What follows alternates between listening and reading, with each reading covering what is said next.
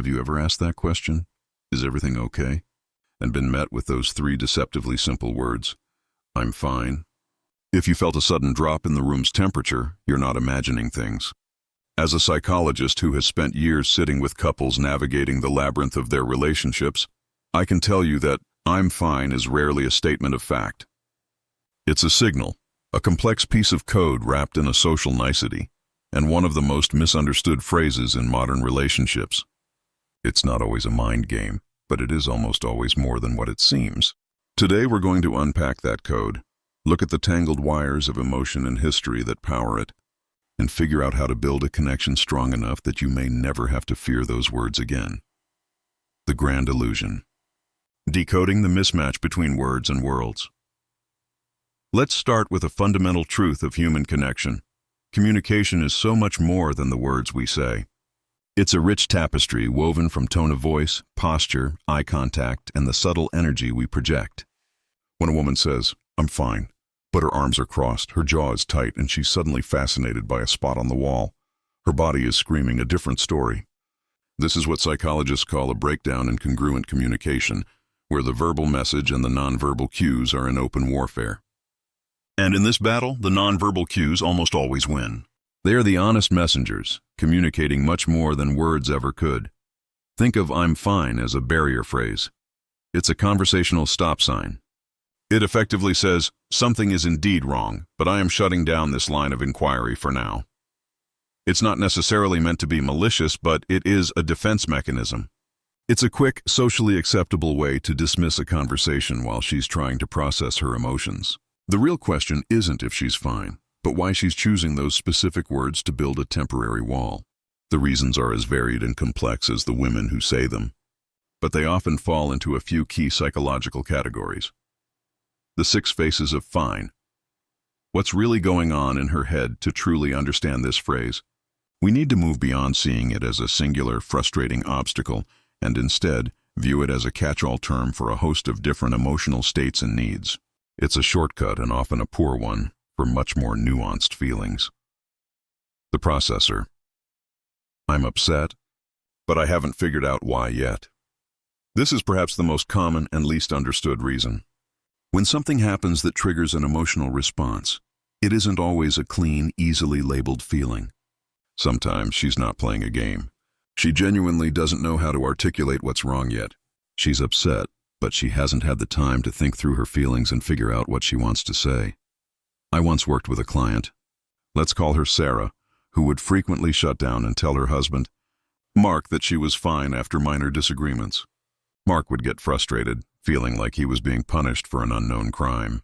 After some exploration, Sarah had a breakthrough. She realized that her anger wasn't usually about the immediate trigger, like Mark forgetting to take out the trash. It was about a pattern, she said. It's like each time he forgets, it's another data point. 1 time is an accident. 5 times feels like a trend. And when the 5th time happens and he asks what's wrong, I'm not just mad about the trash. I'm mad that I feel taken for granted, that my requests don't seem to matter, that I feel like his mother. But I can't say all of that in a split second. It takes me an hour, sometimes a day, to connect the dots. For her, I'm fine was her crappy way of saying, I'm not ready to address this issue yet, but I'm not so angry that I need to leave your presence. She was buying time to organize her thoughts so a calm, clear conversation could happen later, rather than an off-the-cuff, nonsensical yelling match. She needed a cooling-off period, not to build a case against him, but to understand her own heart. The peacekeeper. I'm afraid of the conflict. For many women, I'm fine is code for, I don't want to argue right now, but I'm definitely not happy. This often stems from a deep-seated fear of conflict. This fear doesn't come from nowhere. Almost every woman has been told at some point in her life that she is overreacting, being too emotional, or just plain crazy. These labels are painful and invalidating. So, when she's hurt or upset, there's an underlying fear that expressing her feelings will just lead to them being dismissed. She's afraid you'll think she's making something a bigger deal than it is. This pattern is often learned in childhood. If she grew up in a family where expressing negative emotions was seen as disruptive or selfish, she learned to suppress them. Attachment theory tells us that our earliest relationships with caregivers form a blueprint for how we relate to others as adults. If her emotional needs weren't met or were actively punished, She may have developed an avoidance style, believing that expressing her feelings only leads to more pain or rejection. So, even as an adult in a loving relationship, she may default to "I'm fine" to diffuse uncomfortable situations, because she was never taught that her emotions had value. The skeptic. I don't think you'll understand or care. This is one of the more painful meanings behind "I'm fine," as it signals a crack in the foundation of the relationship. Trust and emotional safety. If she repeatedly says "I'm fine," it might mean she's given up on being heard. Perhaps this is an issue you've talked about several times before, and nothing has changed. She feels frustrated that it's something she needs to bring up again, which circles right back to the fear of being seen as nagging or crazy. It feels to her like the grievance is not that important to you, which translates to, she is not that important to you. She may be losing sleep over it, heavy-hearted throughout the day, while you unknowingly go about your business. When you finally notice her quiet demeanor and ask what's wrong, her "I'm fine" is laced with resentment. It means, forget it. You won't get it. You haven't shown that you care to change, so why should I exhaust myself explaining it all over again? This is how emotions get bottled up, leading to much bigger issues down the road. The tester. I need you to see I'm not okay. This is the one that gets labeled a mind game, and while some people may use it manipulatively, it's more often an unconscious test of emotional safety. It's not about the words. It's about the tone. If she says it in a flat, cold, or clipped way, she is testing you. She wants to see if you'll dig deeper instead of just brushing it off. She wants you to care enough to notice the discrepancy between her words and her feelings. It's a flawed, indirect, and often frustrating way of asking for comfort without saying it directly. She's asking, do you care enough about me to fight for my feelings? Will you see past my defensive wall and come find me? It's a profound, albeit clumsy, desire for connection. She doesn't want to feel vulnerable by stating her needs outright, so she sends up this flare, hoping you'll see it and come to the rescue. While it's an unhealthy communication pattern, it comes from a very human place of wanting to feel seen and valued. The self-editor. I know my feelings are a little irrational right now. Sometimes, she's perfectly aware that her emotional reaction is disproportionate to the event. She's momentarily annoyed about something small. The boxes you promised to move are still in the living room. You use the wrong tone in a text, but she knows it's not worth a full-blown discussion. She'll be over it in less time than it takes to talk about it. In this context, I'm fine means I'm trying to get over this myself and don't want to burden you with my fleeting and, frankly, somewhat illogical feelings. She knows that feelings and facts aren't the same. She might feel intensely upset, but a part of her brain is telling her it's an extreme reaction. She's trying to let the emotion pass without creating unnecessary drama. Saying I'm fine is slightly premature, but it's her attempt to self-regulate and choose not to pick a battle over something that, in an hour, will seem trivial. The deflector. It genuinely has nothing to do with you.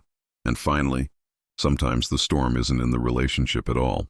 She might be stressed about work, worried about a family member, physically exhausted, or simply an introvert in desperate need of some quiet time to recharge. In these cases, I'm fine is a shield. She doesn't want to unload her external stresses onto you. It's her way of saying, I'm dealing with my own stuff, and I don't have the energy to explain it all right now. Please just let me be.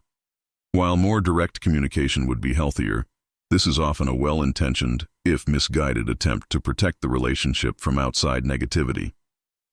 The dark side of fine. When it becomes a weapon, while the reasons above are often rooted in fear, confusion, or a desire for self-preservation, there is a point where I'm fine crosses a line and becomes a tool of emotional manipulation. This is when it evolves into outright passive-aggressive behavior. Passive aggression is the indirect expression of negative feelings. Instead of communicating honestly, a person might use subtle actions like sarcasm, procrastination, stubbornness, or feigned agreement to show their discontent, saying I'm fine and then slamming cabinets. Giving one-word answers and radiating icy silence is a classic passive-aggressive tactic. It's designed to make the other person feel guilty and anxious, forcing them to guess what they did wrong. It's a way to punish someone without taking responsibility for the confrontation. When this behavior becomes a pattern, it can escalate into the silent treatment. The silent treatment is not just a need for a cool-down period. It's a deliberate choice to withhold communication as a form of punishment. It is a deeply damaging and controlling behavior that creates intense feelings of isolation, anxiety, and worthlessness in the person receiving it. It destroys trust at its core because it turns communication, the lifeblood of a relationship, into a weapon. If you find yourself constantly walking on eggshells, perpetually trying to guess what's wrong, and feeling like you're being punished by a wall of silence, you may be in a relationship where "I'm fine" is a symptom of a much more toxic dynamic. The path forward, from "I'm fine" to "here's what I need." Navigating this communication minefield requires effort from both partners. It's about dismantling the old, broken patterns and building a new foundation of trust, assertiveness, and emotional intelligence. For the partner who says, "I'm fine," the first step is developing self-awareness, a core component of emotional intelligence. You have to understand your own feelings before you can express them to someone else. This means taking a moment to identify what you're actually feeling. Are you hurt, disappointed, angry, or scared? Once you know what you feel, the goal is to practice assertiveness. Assertiveness is the healthy middle ground between passivity, bottling it all up, and aggression, exploding. It is the ability to express your feelings, thoughts, and needs in an open, honest, and direct way, while still respecting the other person. This doesn't mean you have to have the conversation the second you're asked. It's perfectly okay to need time. The key is to replace the ambiguous "I'm fine" with a more honest barrier phrase. Try something like, "I'm feeling upset right now, and I don't think I can talk about it calmly yet. Can you give me an hour and we can talk then? Something you said bothered me, but I need a few minutes to figure out how to word it. Let's talk about it after dinner. I'm not sure what's wrong yet, but I'll let you know when I figure it out." Furthermore, learn to state your needs explicitly. So much conflict comes from unspoken expectations. For example, if you just need to vent, say, "Hey, I need to vent right now. I'm not looking for any advice, just your support, and for you to listen." This gives your partner a clear roadmap to helping you, instead of forcing them to guess.